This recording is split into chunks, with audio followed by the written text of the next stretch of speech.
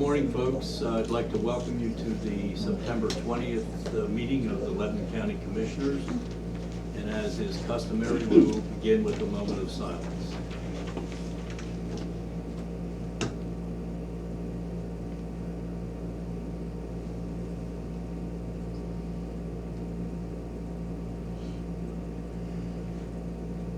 Thank you. Please join me now in the pledge to the flag. I pledge allegiance to the flag of the United States of America and to the republic for which it stands, one nation, under God, indivisible, with liberty and justice for all. All right. Under public comment, we first of all have Back at the Gap with David Weissman. Good morning, Commissioners, ladies and gentlemen. Dave Weissnick, 48 Town Gap. I'll give you the Back of the Gap update. As of 18 September, we're had 151,954 troops that have trained on the Gap. That gives us a total in what is our metric that we measure performance for a National Guard installation of man days. Man days are one soldier per 1 day times that. We will finish with well over 850,000 man days. That's on the downside to 8 million man days, which is a huge metric for any of us that run installations. That's a lot of use, good use of the Gap. Just some notes that we have. Sally, we happy to know we're done shooting loud things for the month, so next month I'm sure we'll pick it back up, but always keep our neighbors appraised of what we're doing. We have the March for the Fallen coming up. That's going to be on Saturday, 29th September. Anybody that would like to come participate in a 28-mile or 14-mile or a 5K. I think you offered that to us. Yes, sir, you're more than welcome. I'll come out and march with you. Careful. Well, I've got a fairly broken body, so I'm only doing the 5K, but some of our youngins, they're gonna take rucks and head to the hills, so it'll be a good thing. But if you wanna, anybody out there wants information on that, simply go to gapmwr.com/march-for-the-fallen. That leads you right to an online registration page, explains the event, the times. It is becoming quite a popular thing. It's kind of I would say some of the extreme ruck marching, the 28-mile with a 40-pound rucksack, that's approaching the level of an extreme sport, but there's kind of something for everybody. The money that we raise from that goes to our morale, welfare, recreation, which supports our airmen and soldiers that come to the Gap and train. It's a good cause. The other additional goes to the Pennsylvania Wounded Warrior Foundation, which does a lot of great things with our soldiers who have become disabled due to their service and supports them later on in their life. So can't say enough for that. Also, our Hawkwatch site is now open from dawn to dusk. That season is when the raptors migrate down the front face of the Appalachian Mountains every year. That season officially that we open that area is August 15th through December 15th. It's open only to those that are coming up there to observe the hawks. We have other means that people can recreate, enjoy our hunting and fishing program out there. So with that, I'm entertaining any of your questions. That's all we have, and looking forward to the next meeting. Thank you, sir. Thank you. Thank you, David. Thanks a lot, David. All right, and I understand we have some additional public comments, so if you'll come forward and identify yourself, we're here to listen. How you doing? Good morning, everybody. Morning. I want to speak into the mic. Yes. Do you want to give us your name and Sure. address? Then? Sure. My name is Mike Mangano. I live at 1460 Old Hickory Lane, Lebanon, Pennsylvania, 17046. Behind Walmart off of 15th Avenue. So never in a million years did I think I would be here about this. It's about my wife and I were getting a divorce. She's been having an affair, and it's with one of your deputy county sheriffs. His name is Christopher Allen Houck. Now, the thing here is that, you know, I got into my wife's Facebook Messenger, and I seen these very sexually explicit messages going back and forth between the two while he was on the clock. He was talking about court cases, he was talking about his work and the things that he does. I had a meeting with the sheriff, Bruce Klingler, who's been very gracious to me, and he asked me some questions and went down the list. When we had our first meeting, he asked me a few questions, and you know, from what I remember, one of them was, do I know of anything criminal that Christopher Allen Houck is doing? My answer was no. He said, do you notice anything about your wife, any abuse or this or that? He asked me questions about her, and I said, no, I don't see anything there. And then the third question was, do you know or are you aware of anything that he is doing while on the clock, while on county time? And at that time, I said no, because I didn't have any proof, I didn't know anything. So news about this broke for me July 8th. And that's when I started doing my own investigation, you know, internally at my own house with cell phones and AT&T records and all that stuff. So I found his number on my AT&T log, and I thought that's odd because I don't recognize that number. And then when I called it, you know, it was his number. So, you know, this was like looking like it was just all done on personal time, and it was a personal thing, and, you know, what am I going to do? And for some reason, my wife's phone stopped working one night, and she switched to another phone, and she was constantly messaging him all day, still does. She's still in the house right now. She'll be leaving soon, thank God. But anyway, one morning I woke up, getting ready for work, getting ready to bring my kid to school, and she was getting ready for work. And lo and behold, her phone was there on my headboard, charging, and it was unlocked. And I said to myself, what did I do to deserve this? This is awesome. So I get into her phone, which it's a family phone. It's my phone, her phone, you know, vice versa. You know, it's a family plan. And that's when I get into these messages between Christopher Allen Houck and my wife, which went back to August 16th.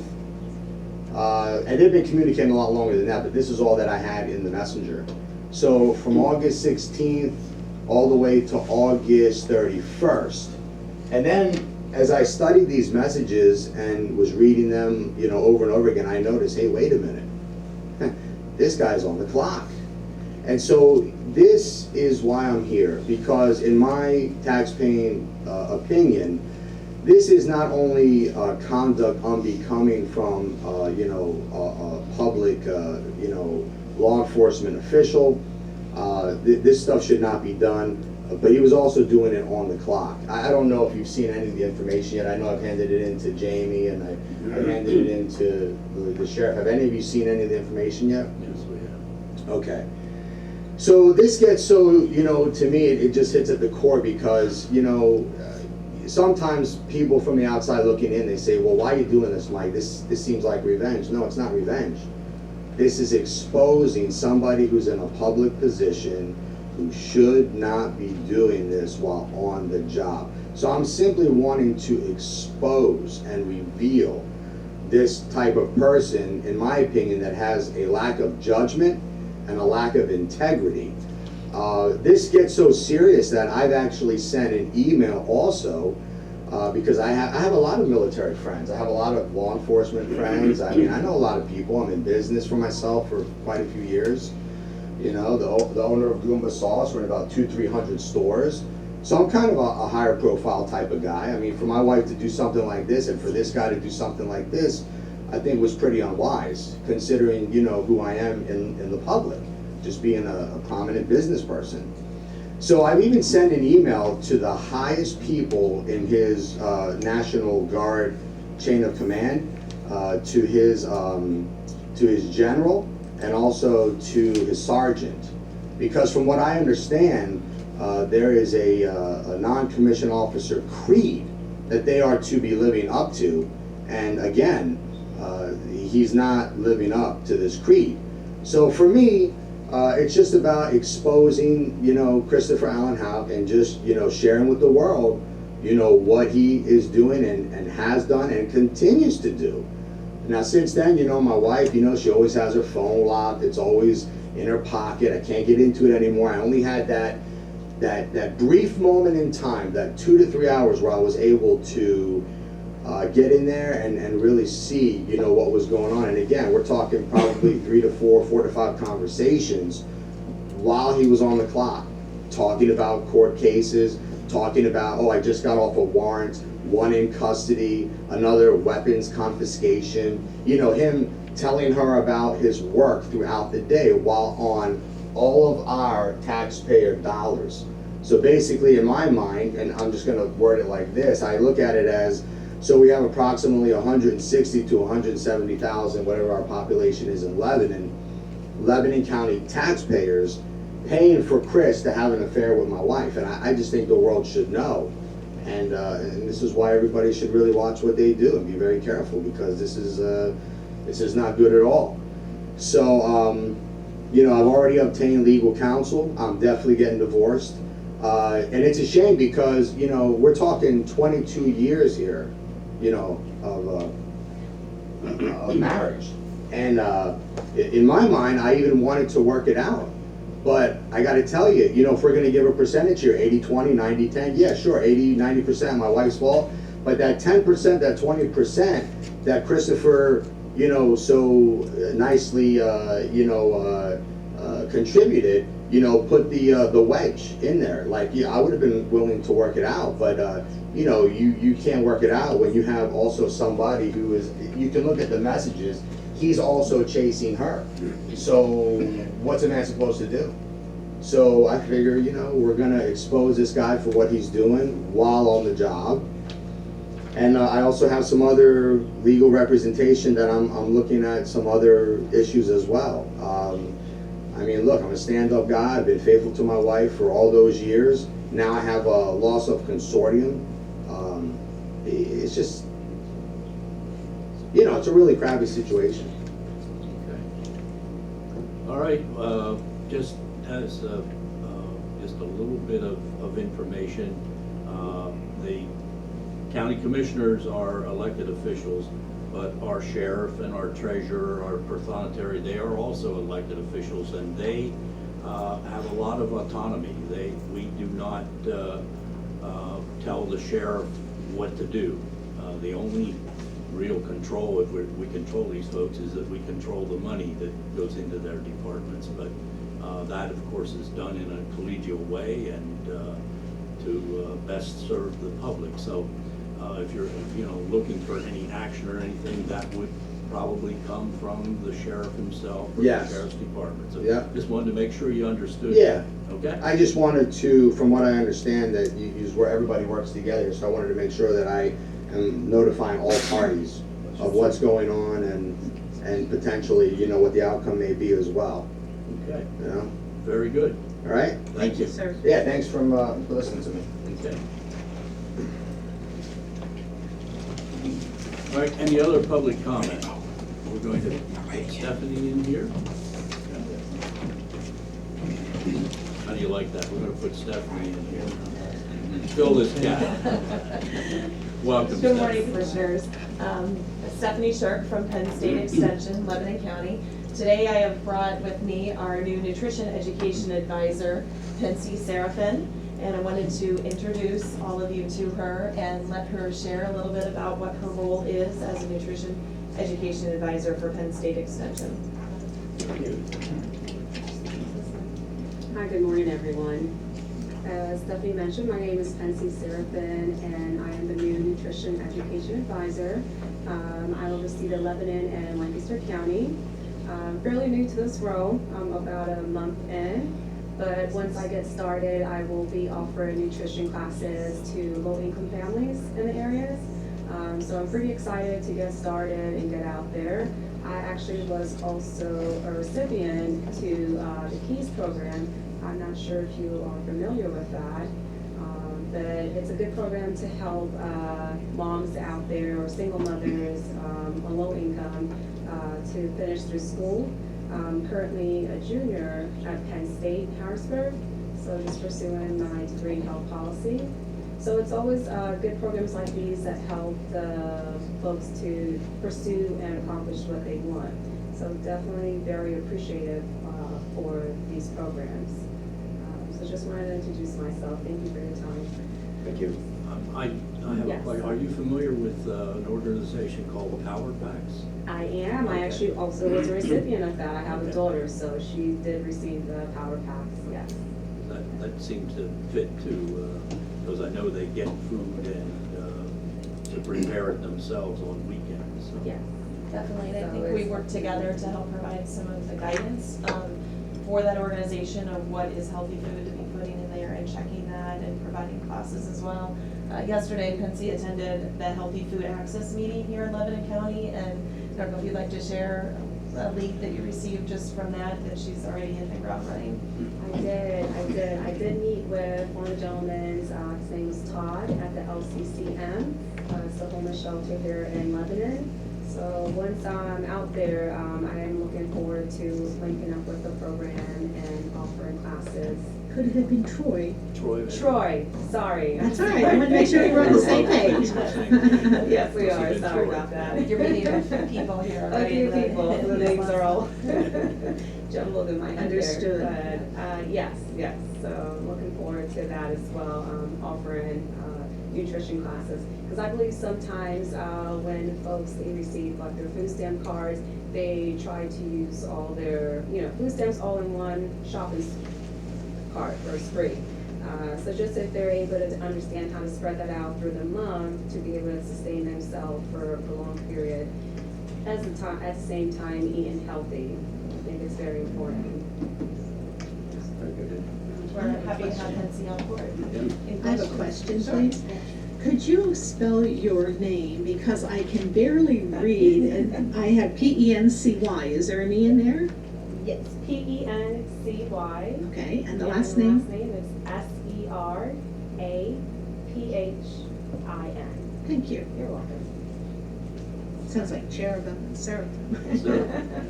So we're happy to have Pensy on board. She will help complement Katie Greenewald, who's our food, families, and health educator. So glad to have them on board here in Lebanon County. Very good. Anything else, Stephanie? Just always, bringing awareness to the spotted lanternfly. Unfortunately, right now in its adult stage, we're seeing a lot more mass migration outside of Berks and Chester County, where we had the most concentration. So we're getting more calls in the Lebanon office as well. So we have a number of home management guides up on our website, and there's a lot of different education publications that we can help organizations, homeowners associations, and residents with. If they would need help, they can call into the Lebanon Extension office or check us out on the website at extension.psu.edu. Okay. So, thank you. Have a great day. Thank you both for coming and Thank you. joining us today. You bet.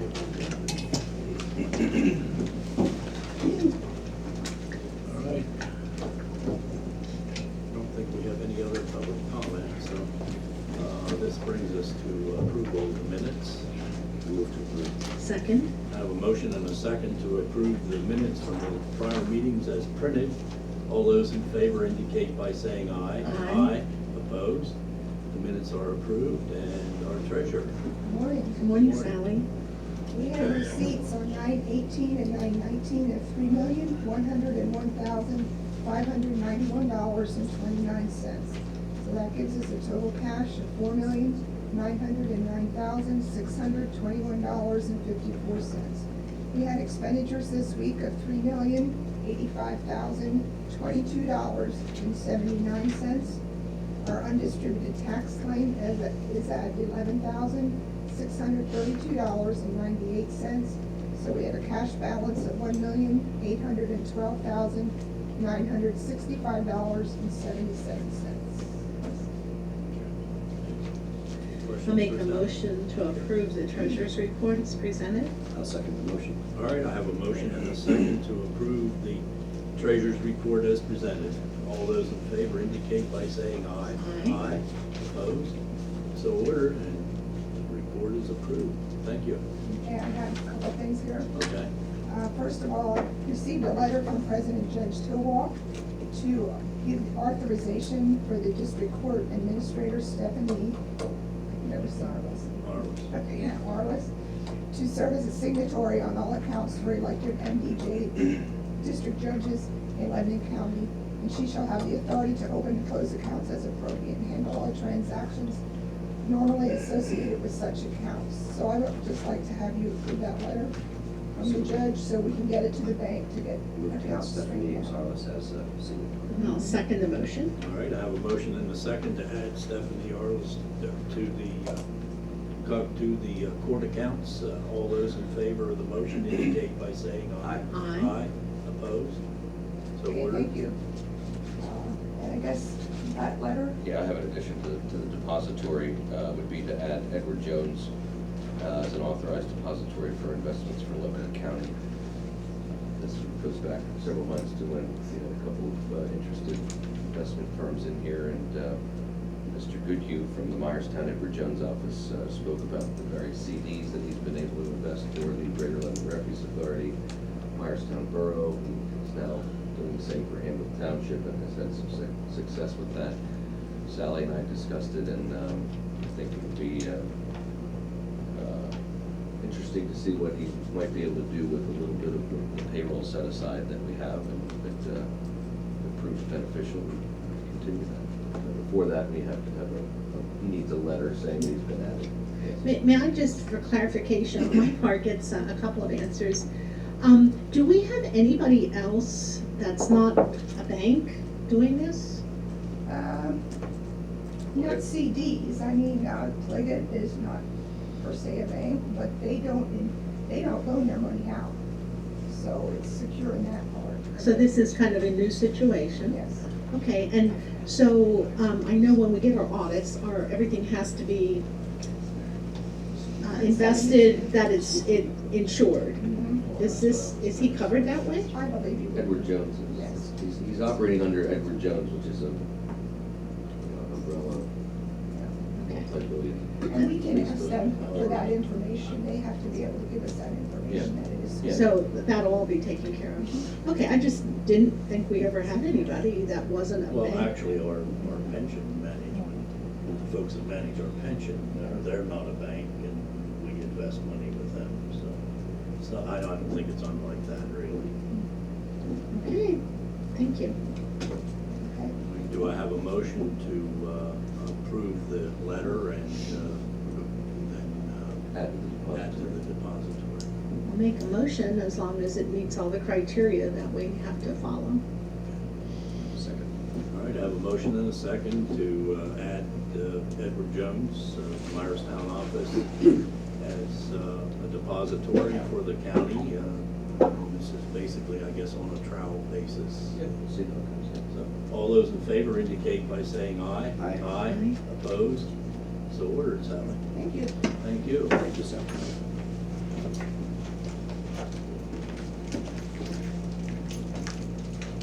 Good morning, ladies. Good morning. Michelle Idris, Director of Human Resources. Leanne Shank, Human Resources Assistant. Personnel transactions under resignations and terminations. Galen Boyd, Meals on Wheels driver, termination effective September 11th. Doris Klinger, part-time utility officer, resignation effective September 28th. Nelson Sueves, full-time MATP officer, termination effective September 11th. Robert Boyer, assistant enforcement officer, resignation effective September 20th. Patricio Bernal, full-time correctional officer, termination effective September 5th. Jonathan Medina, full-time correctional officer, resignation effective August 1st. Adam Philippi, full-time correctional officer, resignation. This is a date correction to September 6th. David Long, full-time deputy sheriff, retirement effective October 13th. Also move. Second. All right, I have a motion and a second to accept the resignations and terminations as read. All those in favor indicate by saying aye. Aye. Opposed? So ordered. Under changes of status, transfers, and promotions, Diane Little, transfer from General Clerk C in the Clerk Reports to DJ Clerk at MDJ Wolf's office at the rate of $841.80 biweekly effective September 24th. Arlene Aviles, change of status from full-time program assistant at Renova to part-time developmental assistant at Renova at the rate of $12.26 per hour effective September 24th. So moved. Second. Have a motion and a second to approve those changes of status. All those in favor indicate by saying aye. Aye. Opposed? So moved. Moving on to other transactions, I have 4 new hires for a telecommunicator and the Department of Emergency Services, all at the rate of $15.78 per hour, all effective September 24th, and that is Kaylee Fink, Cody Gerner, Derek Hilton, and Palio Martinez. I'll move it. Second. All right, I have a motion and a second to approve those new hires. All those in favor indicate by saying aye. Aye. Aye. Opposed? So ordered. Moving on to salary board, motion to approve all transactions previously read plus the following. Matthew Brindley, longevity payment detective, at the rate of $623.05. This is a one-time payment effective September 23rd. I'll second the motion. All right, I have a motion and a second to approve those salary board changes. All those in favor indicate by saying aye. Aye. Opposed? So moved. Their mandated conference seminars, I have Richard Showers from Children and Youth would like to attend the PA 2018 Educational Stability for Youth in Foster Care in Mechanicsburg, October 18th, mileage, meals, parking reimbursement, 4 credits mandated by DHS. Megan McCone and Keith Smith from Children and Youth would like to attend the 2018 Swan Portal Users Fall Quarterly Meeting in Summerdale, October 29th, mileage and meals reimbursement, 6 credits mandated by DHS. Jim Poultry, Karen Alonso, Sue Emmerich, and Christopher Sides from Children and Youth would like to attend the PCYA Quarterly Meeting in Lancaster, October 11th. $225 total registration fee with mileage reimbursement mandated by DHS. David Schaefer from the DA Detectives Bureau would like to attend the Child Death Investigation Training in Abington, October 15th and 16th, $295 registration fee, lodging reimbursement, and mandated by MDIT. Audrey Rocco from Probation Services would like to attend the PA Association of Drug Court Professionals in State College, November 28th through the 30th. $200 total registration fee with lodging, meals, parking reimbursement, 18 credits mandated by PDPP. Susan Christner and Dwight Penberg from Probation Services would like to attend the Graduated Responses User Workshop in Mechanicsburg, October 16th. Meals reimbursement, 6 credits mandated by JCJC. Anthony Frost, Rodolfo Leon, and Stephanie Rodriguez from Probation Services would like to attend the County ETA Academy in Elizabethtown from September 24th through October 12th with meals reimbursement mandated by BPPP. And Randy Stewart from Probation Services would like to observe the Berks County Mental Health Treatment Court in Reading, October 2nd. Meals and parking reimbursement, 7 credits mandated by BPPP. So moved. Second. All right, I have a motion and a second to approve attendance at those mandated conferences as read. All those in favor indicate by saying aye. Aye. Opposed? So ordered. Under requested, Pam Smith, Deanna Bayshore, and Christine Harris from Area Agency on Aging would like to attend the PDA Protective Services Enrichment Training in Reading, October 16th, mileage, meals, parking, and tolls reimbursement. Also move. Second. I have a motion and a second for the folks to attend the aging conference.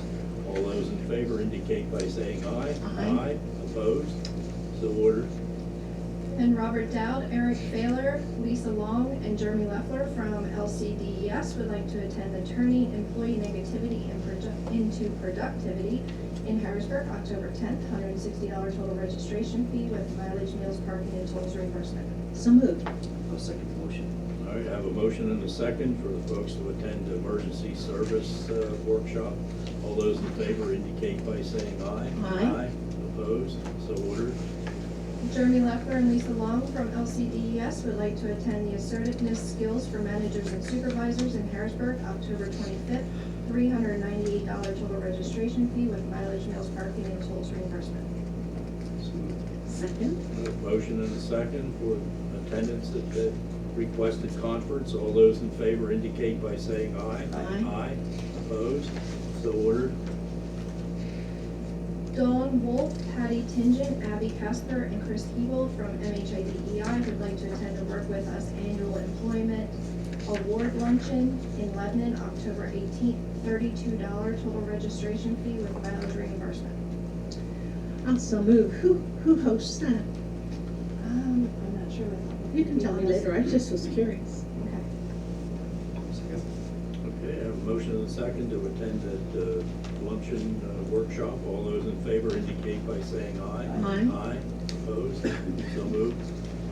And Nicole Snyder and Janine Mauser from MHIDEI would like to attend the 2018 Better Together Summit in Anvil, October 9th with mileage reimbursement.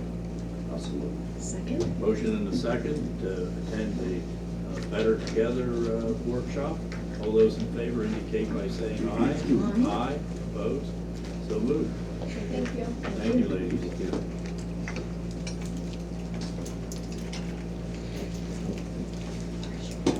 Jamie, is this election board or commissioners?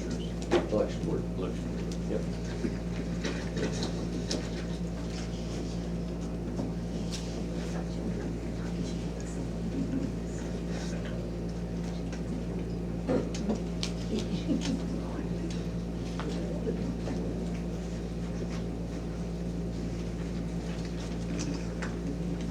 All right, good morning.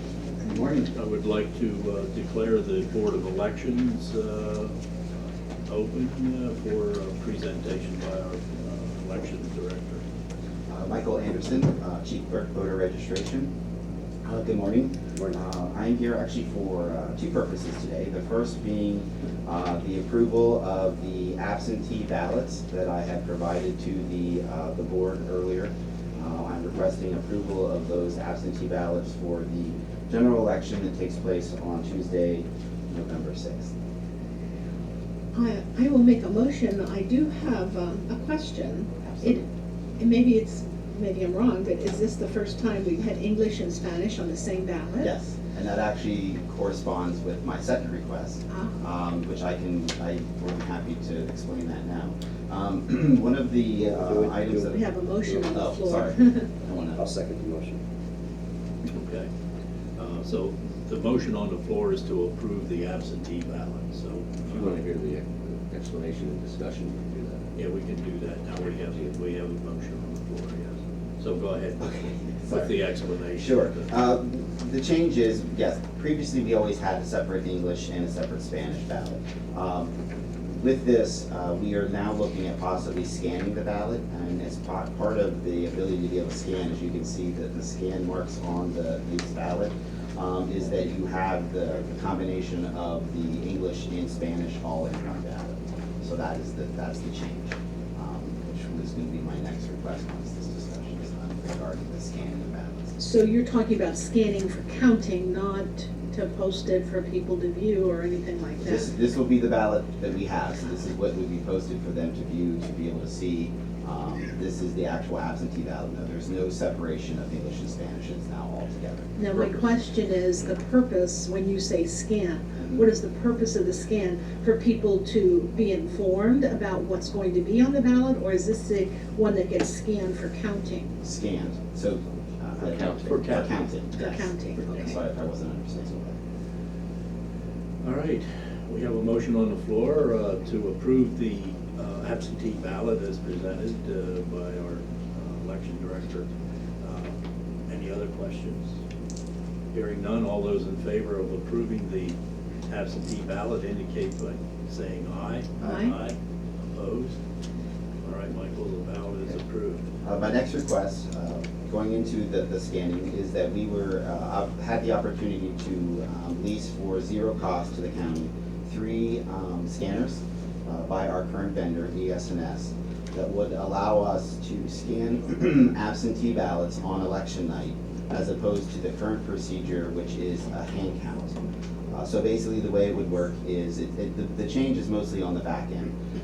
We would still send our absentee ballots to every precinct on election day, because right now Pennsylvania law has that if someone is in the Commonwealth and they had put that they were going to not be in the Commonwealth for work or whatever reason, they are required to present themselves at the polling location and void their absentee ballot. So that's why we have to have the absentee ballots at each precinct, for the opportunity for those to be voided. The change in procedure that I'm asking for is that we would still send those ballots to each precinct. At the end of the close of polls, the election workers would still open those, and they would separate them, because obviously we do not want to know who and how anybody has voted, so that procedure would stay in place. But instead of counting them at the precincts, I'm asking for them just to be returned to my office at the end of the night, along with the normal election returns that the judge brings back, and that we would then scan them in my office on election night. And that's why we have the scan on the ballot at this point. And that would allow us to actually have results of absentee ballots on election night, instead of usually a day or so later, because at the current procedure with the way that they are hand counted, we don't have time to review those on election night. That's something we start doing during the computation week. And what we have found is that the hand count has brought up several issues, as far as sometimes they're not being counted at all. And so my staff is having to go back, collect those ballots, recount them. Or that we're finding sometimes that the counts and the tally sheets aren't done, so then obviously we have to count them. Or we notice a glaring error on the tally sheets, because we review the tally sheets with the ballots we have, and we're having to recount those anyway. So I have never been a fan of the hand count, just because of those issues and the fact that we've been having issues trying to get those counted correctly and back to us correctly. I would say about half of our precincts we're having to look at or recount every election. I think this scanning will solve that problem. Plus, one of the bonuses here is that when we look at a new voting system in the future, that is something that will help our staff get used to the fact that we'll be scanning these ballots, because that's how most likely it will occur in the new voting system. Okay, very good. Yes. Oh, I do have a question. I don't understand, is it part of the law? Why would we send them to the polls rather than retaining them here and just giving them a list of who has submitted absentee ballots, so they could cross off and inform you just of the name, and then the ballot could be pulled here? Believe me, I would have loved to do that, Yeah. but the issue is the law is very specific that I have to send them to the location, so Okay. the ballot is voided. All right, it just seemed like, would be a lot less work if you didn't have to do Yeah, that. because then we could actually start. 'Cause then the we need to election start board would counting, open because you them. don't know which Yeah. ones would come back, which ones wouldn't, so that's why we have to wait. And the election board is very specific about having to have that voted there. Okay, thank you. All right, can I have a motion to give Michael permission to accept those three?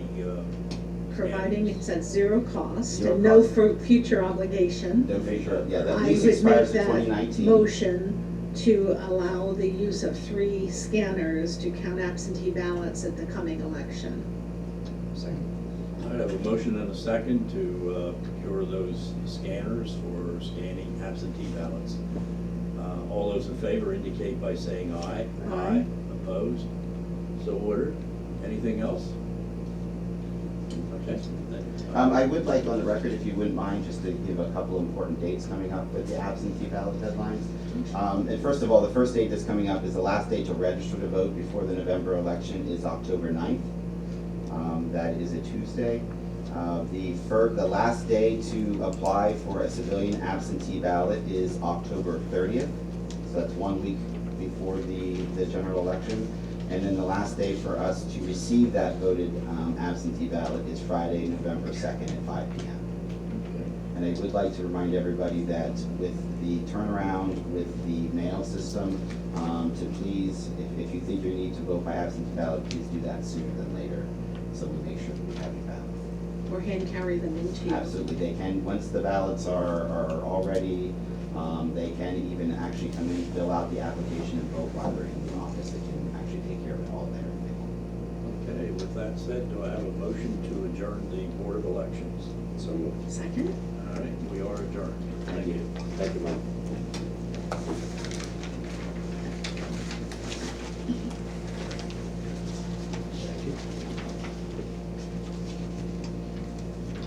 Morning. Good morning. Hi, Bob. How are you? Good, how about you? Doing well. Glad you're attending that seminar on negativity in the workplace. Hope it helps. I think it will.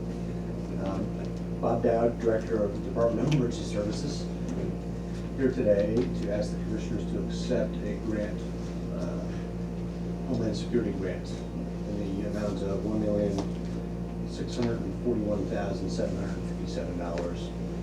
This is the annual task force grant, which funds the 8-county regional task force. Move to approve. Second? I have a motion and a second. Are there any questions, comments?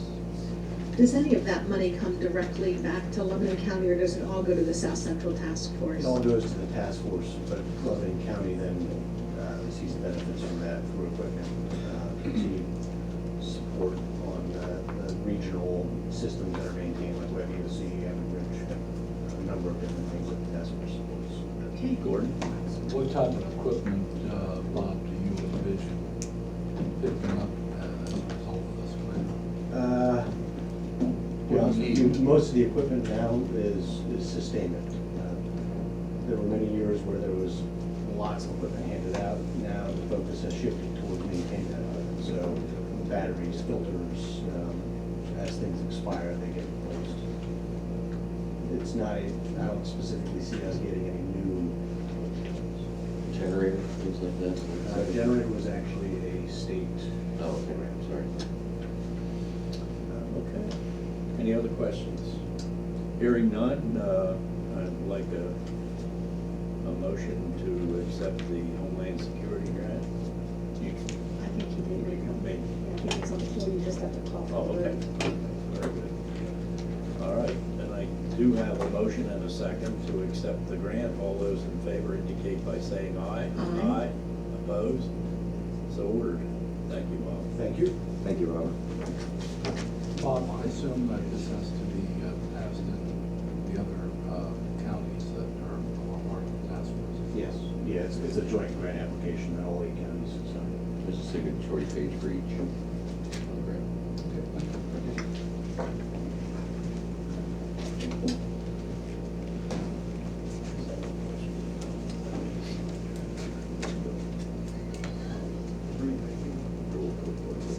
Thank you.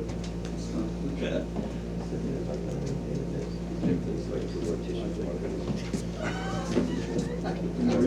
Did you hear that? Under No. the breath comment? I do not. No, then we'll just pass. And let it go. After you have to watch the tape. Oh, all right. Good morning. I think he was commenting about the dark suits, something. Like the Blues Brothers. Yeah, something like that. Yeah. Yeah, you could come in with the little fedoras and the dark glasses someday. Except the Blues Brothers, there's one skinny guy. Actually, the comment was morticians. Yeah, it was morticians. That's what And one of them doesn't have to be skinny. No, that's a good Welcome to our meeting this morning. Thank you. I'm Kevin Schrum. I'm the administrator of the Lebanon County Mental Health and Intellectual Disabilities Early Intervention Program. I'm Jim Donmoyer. I'm the Executive Director for the Lebanon County Commission on Drug and Alcohol Abuse. And what we're here to talk about is just a change in the contracting system under Health Choices.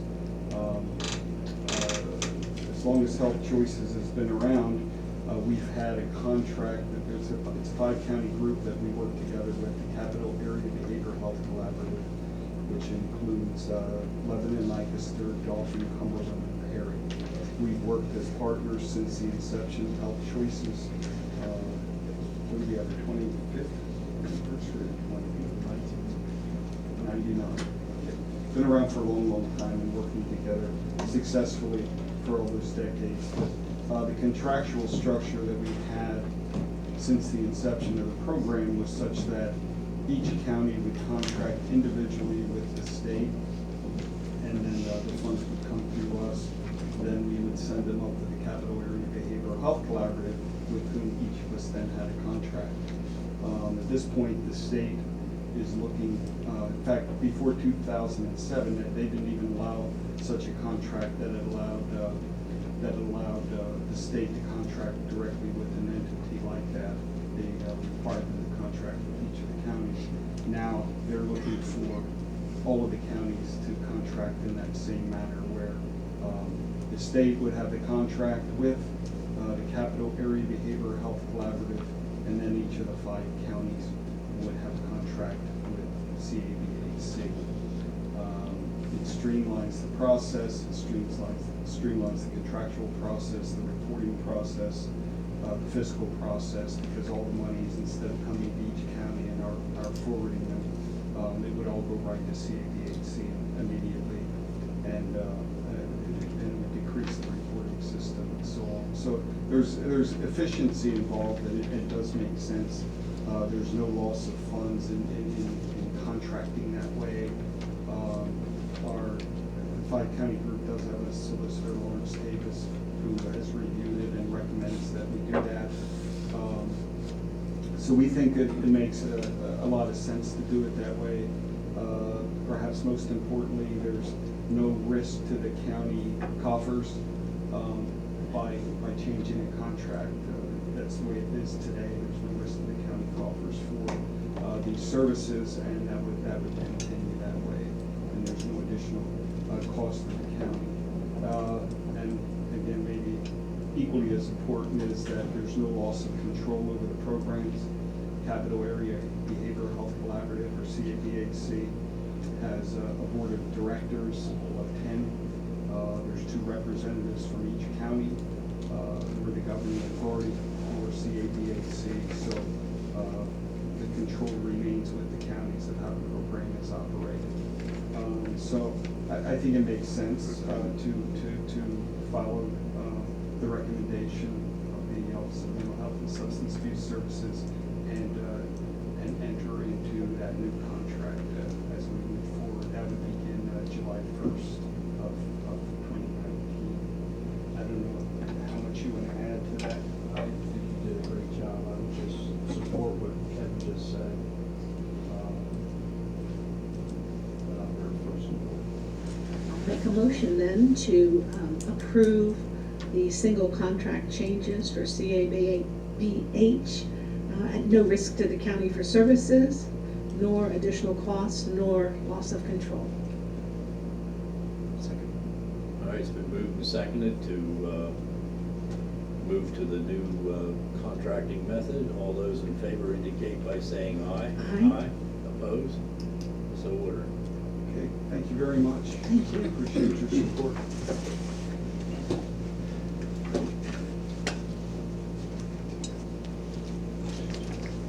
Got 4, maybe 5 things. Right, go through here, okay. She's No not, Eisenhart. she's not out there. She wasn't, but I can do that one too. Okay. She's not there, so unfortunately, she's not there. Or at least when I checked last, she was not there. First item I have for you is an easement agreement with West Lebanon Township for right-of-way along 25th Street, and also for ingress and egress of the public. This is for the Phase 7 portion of the rail trail. As you're probably aware, we've been negotiating with West Lebanon for the better part of a year now, trying to come to agreement on what the construction of the trailhead and curbing and sidewalk improvements would be along 25th Street between the railroad tunnel and where the trail heads north off of 25th Street. So we're there, finally. We have an agreement that was drafted by the West Lebanon Township solicitor, Paul Bammenstrider. It was reviewed by our solicitor, and this is the last piece we still need to put in place in order to proceed with that. If we do, then we expect that portion to be done sometime by the end of November. So As a resident of both West Lebanon Township and the County of Lebanon, I'll second the motion and I'm glad to see this move forward. Okay. Have a motion and a second to approve the agreement between County of Lebanon and West Lebanon Township concerning the rail trail. All those in favor indicate by saying aye. Aye. Opposed? So ordered. All three of you, I'll have your everything ready for your signature. If you don't get to it this morning, we can do it when you get back for your deals. Second item is a liquid fuels allocation for Cleona Borough. They would like to use their allocation for Liberty Alley resurfacing at a project cost of $10,600. Their allocation from the county liquid fuels would be $2,080. Make a motion to approve liquid fuels for Cleona, $2,080. Second. Have a motion and a second to approve that liquid fuels contribution. All those in favor indicate by saying aye. Aye. Opposed? So ordered.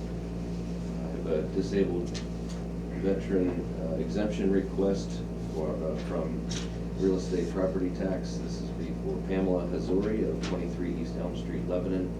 All of the approvals have been met and are attached. Second. Have a motion and a second to approve the disabled veterans exemption from real estate tax. All those in favor indicate by saying aye. Aye. Opposed? So ordered. Okay, the last I have is a proclamation for Community Homes. They're celebrating their 50th anniversary at an event this evening, and this is a proclamation that explains the history and congratulates them on their 50th anniversary.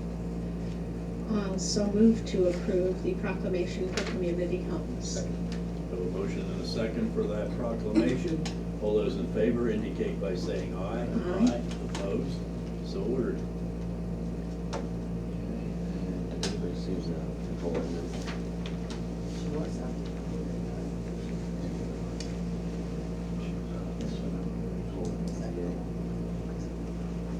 You did see it? You did see it? Okay. All right, she may have been here and left again, but we could do this grant, it's simple enough.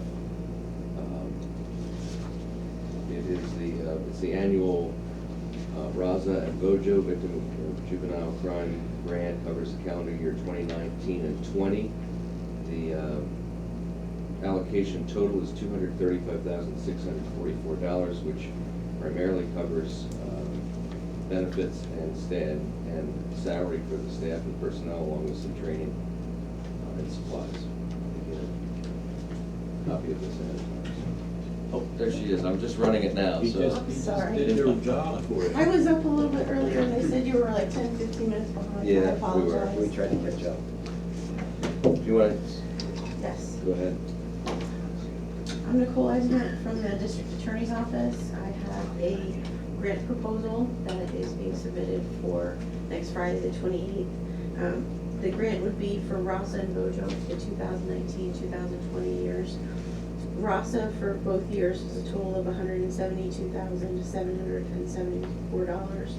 And Bojo for the 2 years would be $62,870. The bulk of these grants cover partially employee salaries. For RASA, we have 3 employees that are funded 15 hours per week for both years, and 1 employee that's funded 7.5 hours per week, year 1, and 5 hours per week in year 2. Medical benefits are covered a portion of both years as well. We estimated a 10% increase. I don't know what that will ultimately be, and we won't know until October, which is after the grant due date, so it kind of had to estimate there for both years. If the amount ends up being less, we can, redistribute the funds accordingly to cover additional portions of the benefits. Required training is budgeted, as well as some supplies and fees, our copier fees, our UCM fees, and the balance goes to miscellaneous supplies. For Bojo, Kathy Smith, and I apologize, there's an error, her hours are 25 per week, which is 71%, not 15. I apologize, I had that typo in there.